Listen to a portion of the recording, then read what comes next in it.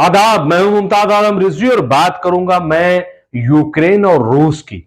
जी हां, यूक्रेन और रूस में जो फरवरी 2022 से युद्ध शुरू हुआ, जो जंग शुरू हुई है, वो अब तक थमने का नाम नहीं ले रही है और इसकी वजह से पूरी दुनिया में क्या हाहाकार मची हुई है, क्या हंगामा मचा हुआ है, वो सब आप वाकिफ हैं। सवाल यह है कि इस पर ब्रेक क्यों नहीं लग रहा है। अभी ताजा खबर यह आई है कि खुद रूस ने जो है यूक्रेन के एक शहर पर हमला कर दिया है और दावा किया है कि हमने तकरीबन 250 फौजी मार गिराए। इसी तरीके का दावा जो है यूक्रेन कर रहा है कि हमने 1200 फौजी करीब अब तक रूस के तबाह कर दिए।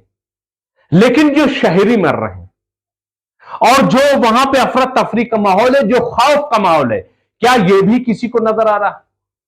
और यह सिर्फ और सिर्फ दादागिरी की, अमेरिका की दादागिरी है। दरअसल यह जो यूक्रेन और रूस के दरमियान जंग है, यह यूक्रेन और रूस के दरमियान जंग नहीं है, बल्कि अगर आप इसको बड़े पैमाने पर देखेंगे तो यह रूस और अमेरिका के दरमियान जंग है। जब आप रूस से पूछते हैं कि जंग कब शुरू हुई, तो रूस यह नहीं कहता है कि फरवरी 2022 से हमारी जंग यूक्रेन से शुरू हुई है, बल्कि रूस कहता है कि यह जंग हम 2005 से लड़ रहे हैं। क्यों? क्योंकि नेटो को अमेरिका ने बढ़ावा दिया और नेटो जो है धीरे धीरे रूस की तरफ बढ़ रहा था और उसकी सरजमीन पर अपने कब्जे को बढ़ा रहा था। कि अमेरिका की कौन सी पॉलिसी है?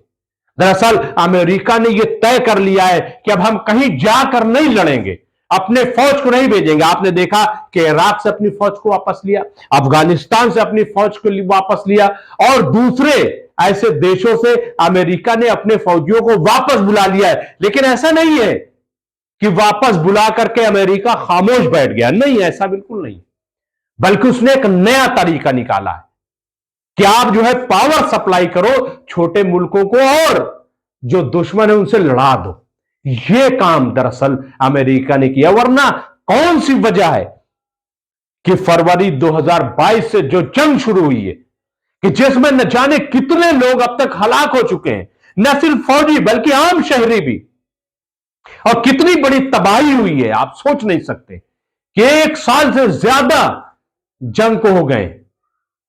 इसलिए मुझे लगता है कि इस पर बैठ करके सोचने की जरूरत है, इस पर गौर करने की जरूरत है और अमेरिका की जो साजिश है उसको नाकाम करने की जरूरत है। यह अमेरिका और यूक्रेन के दरमियान जंग नहीं है और इसी के बहाने दरअसल अमेरिका चाहता है कि जो सेंट्रल एशिया है उसको निशाना बनाया जाए। तो इसलिए तमाम जो मशरिक़े वस्ता के ममालिक हैं उनको भी चाहिए कि वो गौर करें, इस पे बैठे सर जोड़ करके और इस मसले को जल्द से जल्द हल करें। तभी जाकर के ये जो खित्ते पर एक बड़ा खौफ मंडरा रहा है, एक बड़ा खतरा मंडरा रहा है। कभी न्यूक्लियर की बात आ जाती है, जब न्यूक्लियर की बात आती है तो आप समझ लीजिए क्या न्यूक्लियर जब इस्तेमाल किया जाएगा तो उसका असर सिर्फ यूक्रेन पर होगा, उसका असर सिर्फ रूस पर होगा? जी नहीं। इसलिए मुझे लग रहा है कि तमाम जो सेंट्रल एशिया के, चाहे वो चाइना हो, चाहे वो टर्की हो, चाहे वो सऊदी हो, चाहे वो ईरान हो, इन तमाम ममालिक को और खुद हिंदुस्तान को सर जोड़ करके बैठना चाहिए। हिंदुस्तान तो मुसलसल ये बात ही कर रहा है कि आपस में बातचीत करके मसले को हल किया जाए, जंग को रोका जाए, लेकिन अमेरिका नहीं चाहता। और पिछले दिनों आपने देखा होगा कि किस तरीके से जो बाइडेन यूक्रेन का वो दौरा उन्होंने किया और उसके बाद यूक्रेन फिर तरोताजा हो गया। ये कहां से ताजगी मिल रही है, कहां से ताकत मिल रही है? अमेरिका से मिल रही है। तो इसलिए मुझे लग रहा है कि तमाम जो सेंट्रल एशिया के और इस तरफ के ममालिक हैं उनको सर जोड़ करके बैठना चाहिए और इस मसले को हल करना चाहिए, वरना यह एक बड़ी तबाही का सबब बन जाएगा। शुक्रिया।